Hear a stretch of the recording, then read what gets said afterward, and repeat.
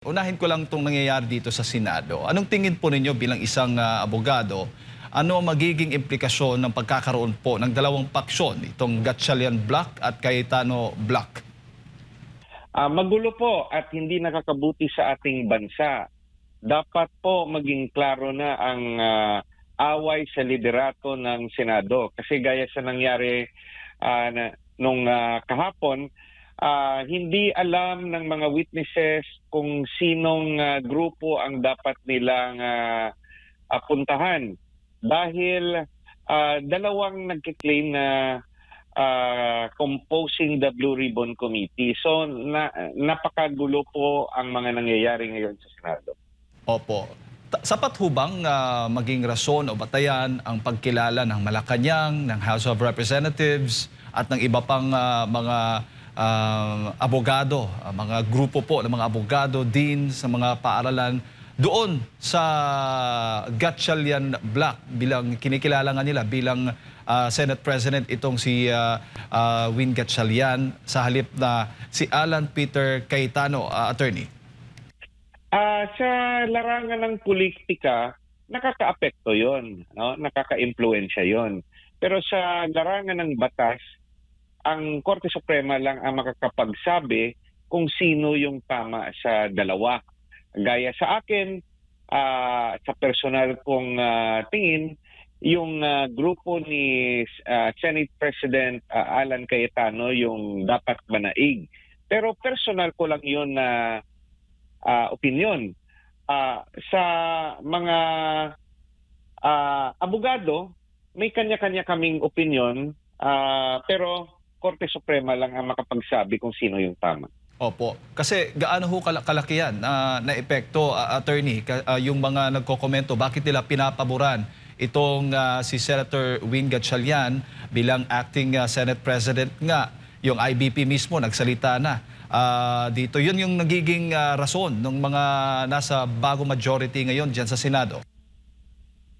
Yung opinion ng liderato ng IBP ay kanilang personal na opinion. Kung tignan mo yung mga ibang miyembro ng IBP na gaya ko, gaya ni Attorney Torion, iba naman ang aming opinion. Kasama rin ang Dean ng College of Law ng Lasal, Bacolod. Sa kanyang opinion, sa nakita ko sa isang video interview, mas pinapaboran niya ang liderato ni Senator Cayetano. So, kanya-kanyang opinion at ang IBP hindi naman nagkaroon ng eleksyon tungkol sa bagay na yan. Opinion lang yon ng liderato ng IBP. Sa tingin po ninyo, dapat makialam na po ang Korte Suprema sa tensyon o gulo ngayon dyan sa Senado? Hindi lang sa Senado, sa mga malalaking issue. Sana po, no, bilang isang opisyal ng Korte, officer of the court, sana po ang Korte Suprema ay magdesisyon na sa mga issue na nakakaapekto sa pangkalahatang nasyonal na interes.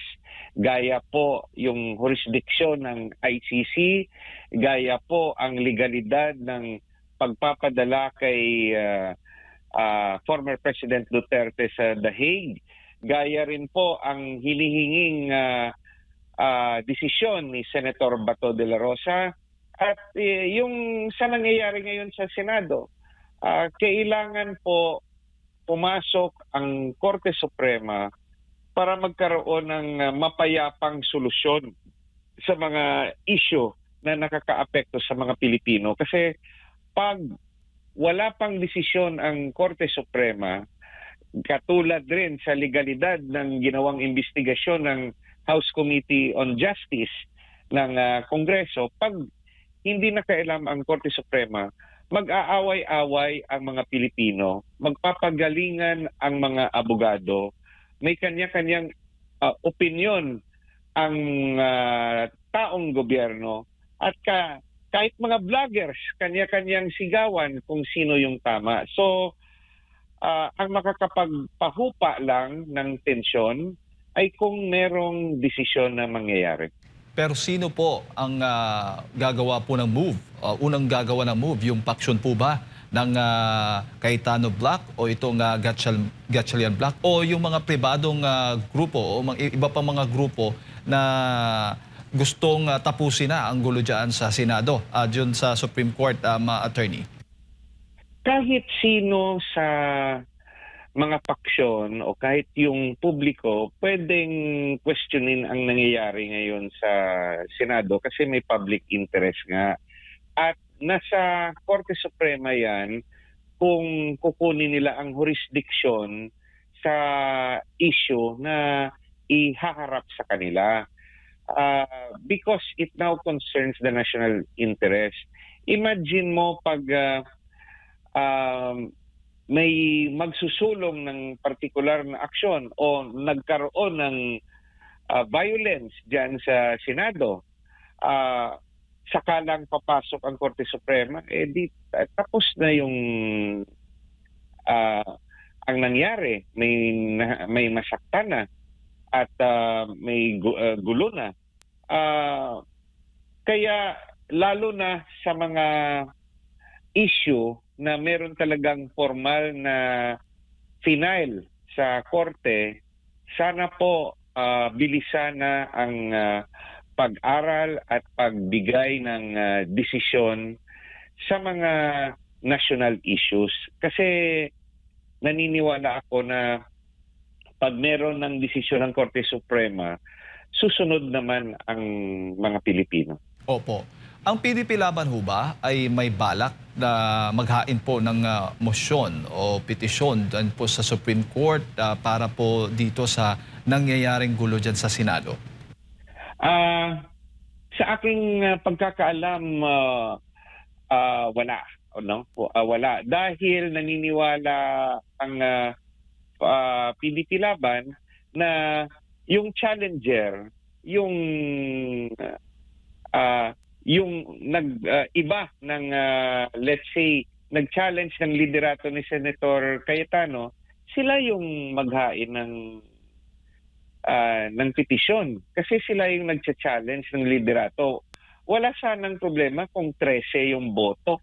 Kung 13 yung boto, klarong-klaro sa ligang batas na majority of all members of the Senate, no? Kaso pag mayroong interpretasyon na sasabihin yung bilang ng mga senador instead of 24, 22 lang. At yung botong 12 pwede na. Ano yun? Nasa labas ng konstitusyon yon at kung ano man na yung kanilang justification at kahit may sinite sila na Supreme Court decision na nakabase sa lumang konstitusyon, sila yung challenger. Sila dapat ang maghain ng kaso para questionin ang liderato ni Senator Cayetano. Opo. So ibig sabihin, attorney, hindi po applicable sa present situation po natin yung sinite po nilang jurisprudence o decision po ng Supreme Court, itong Abilino versus Cuenco case, doon po dito sa Gatchalian Black na ito. Yun nga, sa personal kong opinion, magkaiba. Pag tinignan mo yung 1935 Constitution compared sa 1987 Constitution, sa 1935 Constitution, walang ginamit na word na all. Wala. Absent yung salitang all. Pero dito sa 1987 Constitution, meron na pong nilagay ang framers of the Constitution ng salitang all. Kaya magkaiba po, no? Bakit nilagyan ng all? Kasi gustong i-emphasize ng framers of the 1987 Constitution that it will be the composition of all members, no? So ito, in particular, Section 16, Article 6 of the 1987 Philippine Constitution, nakalagay, the Senate shall elect its President and the House of Representatives its Speaker by a majority vote of all, no, its respective members. Each House shall choose such other officers as it may deem necessary. So, majority vote of all, no? 1987 Constitution yan. As compared to Section 10, Article 6 of the 1935 Constitution na nakasaad na the Senate shall elect its President and the House of Representatives its Speaker. Each House shall choose such other officers as may be required. Absent yung salitang all sa 1935 Constitution. So, clearly, yung basihan ng previous decision ng Korte Suprema ay magkaibang wordings at sa dalawang constitution na yun. So, iiba yung dating. Yung isa, yung 87, in-emphasize na dapat lahat ng miyembro. Sino ba yung present members sa ngayon? Senator Bato and Senator Jinggoy are still members of the Senate. Hindi naman sila natatanggal. Hindi naman sila patay. Hindi naman sila nag-resign. So they're still members of the Senate. They should be counted. Even if, let's say yung argument, hindi sila makakaboto kasi si Senator Bato cannot be found, no? While si Senator Jinggoy nakakulong. But it does not mean na hindi na sila senador. There must be a process done kung sa tingin nila ng 2/3 ng mga senador na may kasalanan si Senator Bato at Senator Jinggoy, di alisin nila through an ethics complaint, and it would need 2/3 votes also. But until such action becomes final, the two of them are still senators of the Republic, whether we like them or not. Opo. Yung mga supporters po ng mga Duterte, particular na po ng Vice Presidente, ay nababahala dahil possible na magamit po itong tinatawag na voting formula ng Gatchalian Block attorney sa impeachment issue naman. Naisip ko rin yun, no? Pag hinayaan ng ibang senador at i-recognize yung pagbilang ng grupo ni Senator Gatchalian sa number of senators required, anong makakapigil sa kanila sa impeachment court later on na sasabihin nila, for example, hindi makaboto si Senator Bato, hindi makaboto si Senator Jinggoy, hindi makaboto si Senator Bongo dahil kukunin ng ICC, hindi makaboto si Senator Escudero dahil huhulihin, hindi makaboto si Senator Villanueva dahil huhulihin, hindi makaboto si Senator Mark Villar dahil huhulihin, ubos yung mga senador na kilalang kaalyado ni Senator Alan Cayetano dahil may mga kaso sila, no? Whether sa ICC o sa lokal na korte. So, makakaapekto yan sa bilangan ng 2/3 votes para sa impeachment court. So that's why it is an issue, a very important issue that can only be answered by the Supreme Court. At kung sa paniwala ni na Senator Gatchalian na tama yung kanilang interpretasyon, di sila yung maghain ng challenge sa Korte Suprema kasi sila yung naiiba sa logical and plain and clear, no?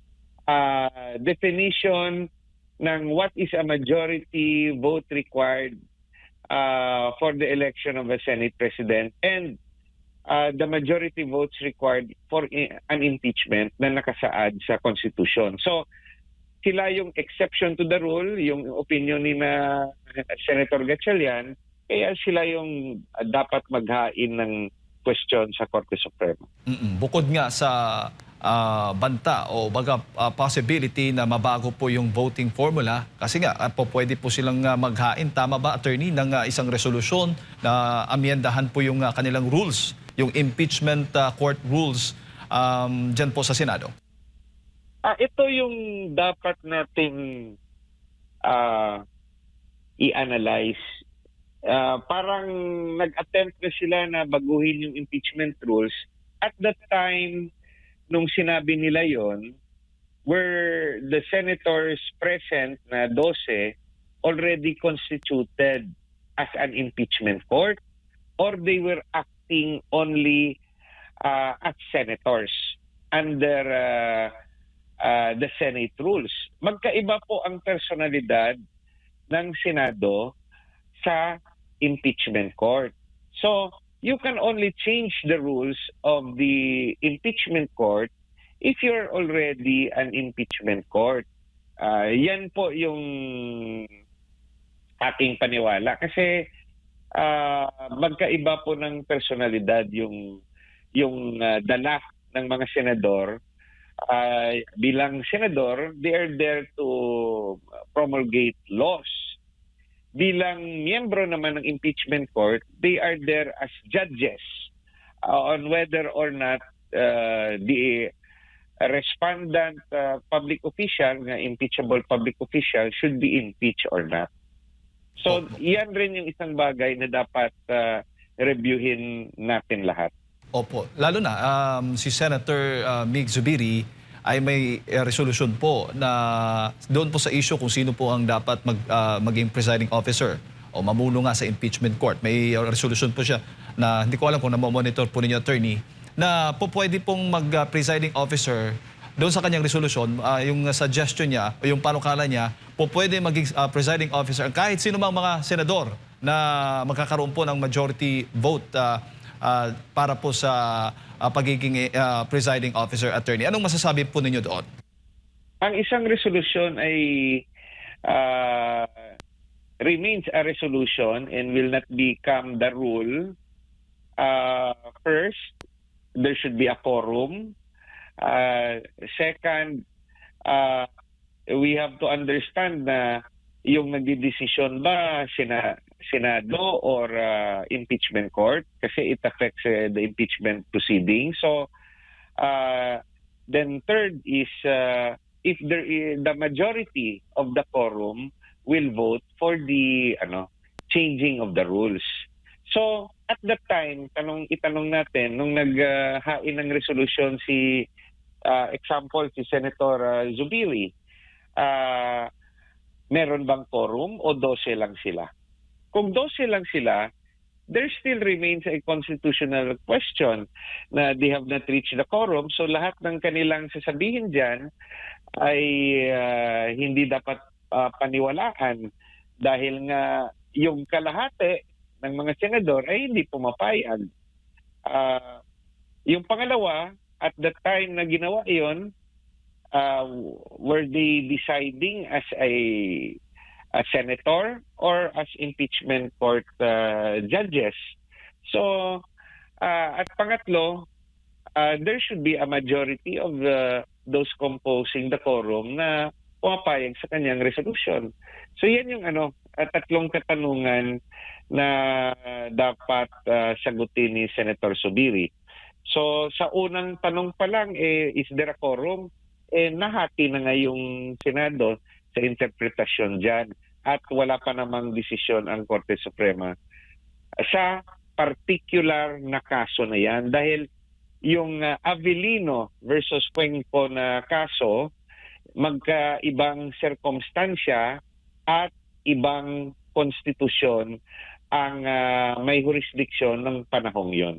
Opo, bago ko ipasa kay Partner Admar, attorney, kung sakali mang matutuloy yung special session nga dyan sa Senado at considering yung kasalukuyang bilang ng Cayetano Block at ito ngang Gatchalian Block, kung magkakaroon po ng yung palitan ng liderato ulit, possible ho ba? May magkakaroon po ng magiging posible ho ba yun? Gaya ninyo, ako'y wala ring alam kung ano yung pinal na bilang. Pero let's say yung alliances ay pareho sa ngayon. So, pag special session ay required silang pumasok. Magkakaroon na ng quorum pag more than 12 na yung nandyan na senador. may dumalo na isa, no? So 13, o di may quorum na, o di magdidesisyon na kung merong ihahaing resolusyon at magiging legal na ang pagpapalit ng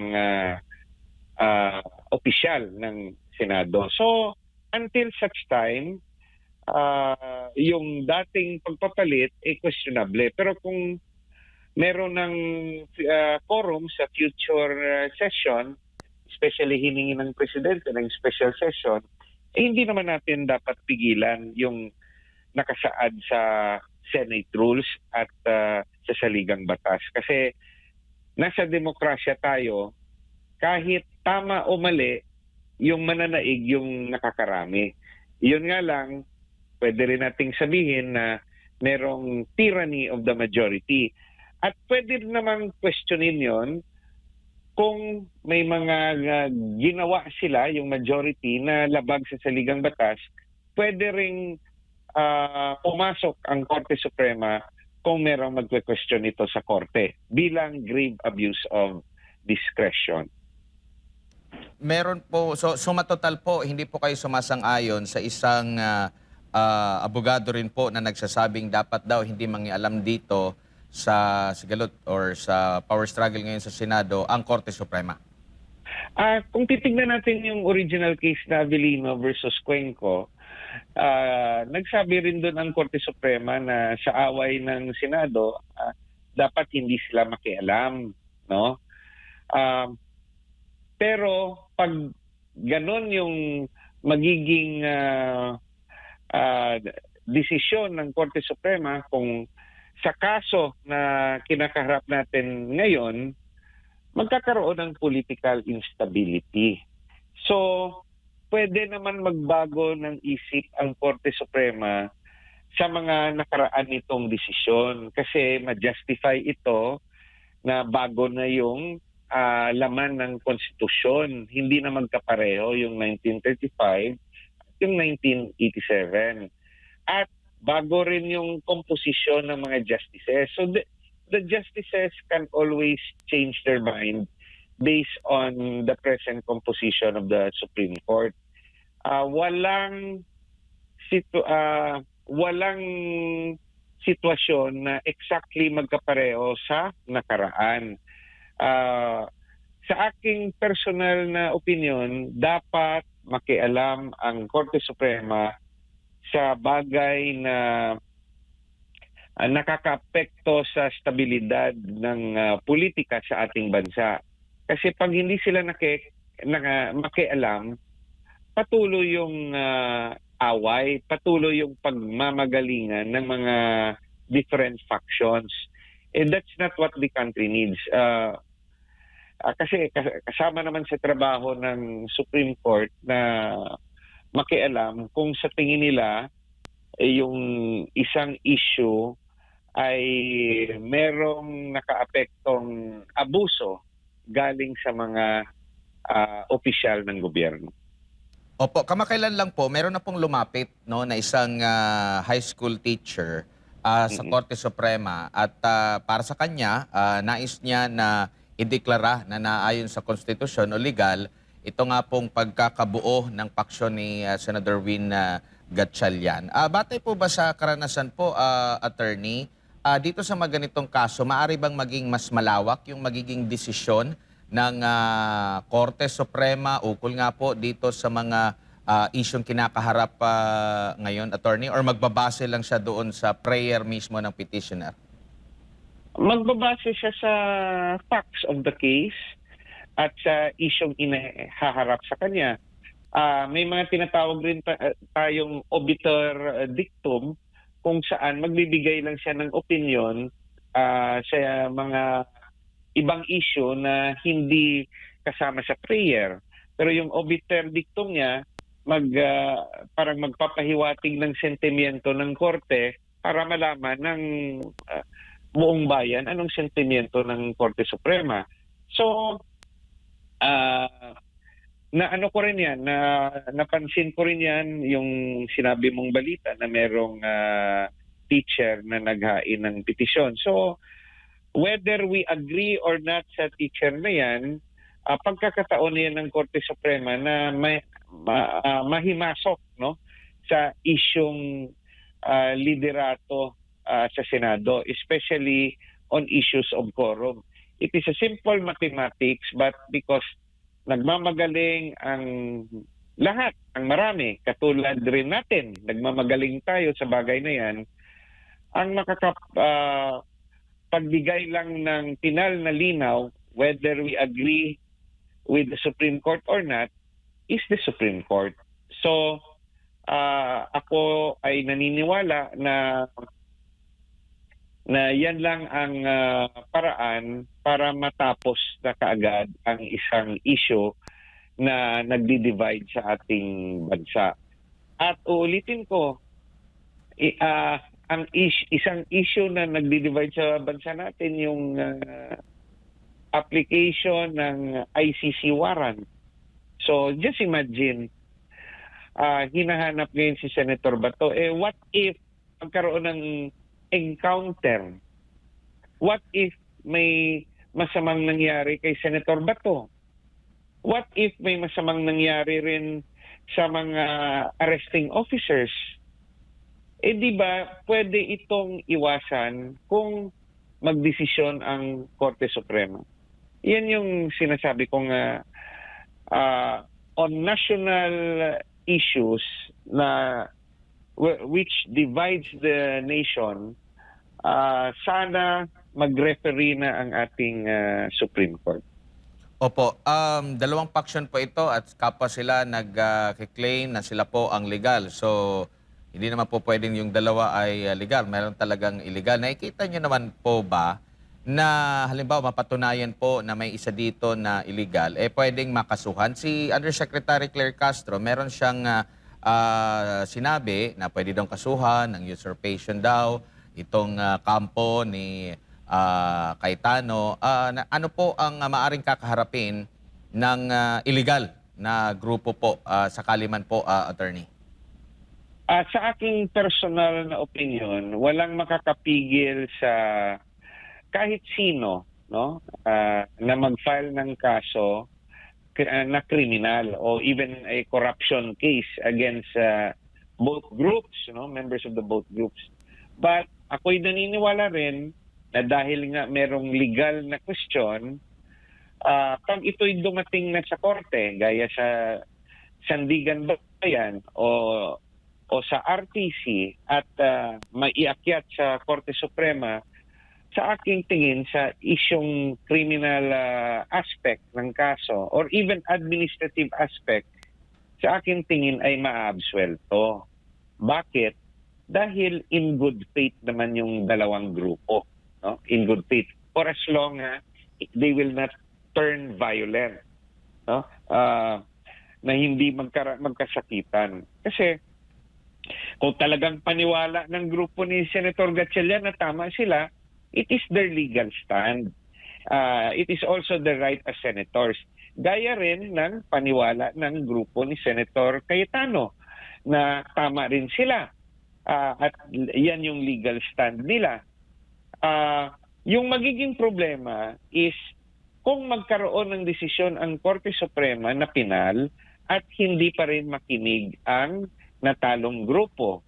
Pag nangyari yon, they will now be right, no, for a conviction na talagang may ginawa silang criminal o administratively liable sila kasi mawawala yung good faith na tinatawag. But as of now, walang makakapigil sa any complainant to file a case against both factions or against each other. At the level of the ombudsman, na hindi naman conviction yung ebidensyang hinahanap, baka magdesisyon yung ombudsman base sa kakampihan nitong opinion.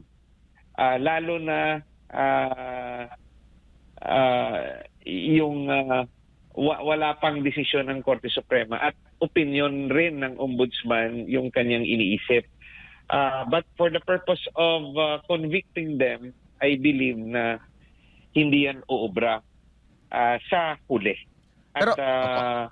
they will get acquitted. Pero attorney, nakikita niyo po ba na tama yung ginawa ng Malacanang na may pinanigan na agad sa kabila po ng meron pang debate talaga doon sa proseso po dito?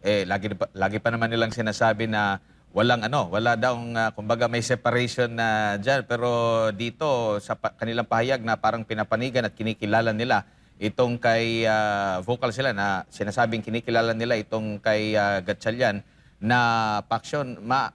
Nakikita niyo po ba na tama yon or naging neutral na lang dito ang Malacanang?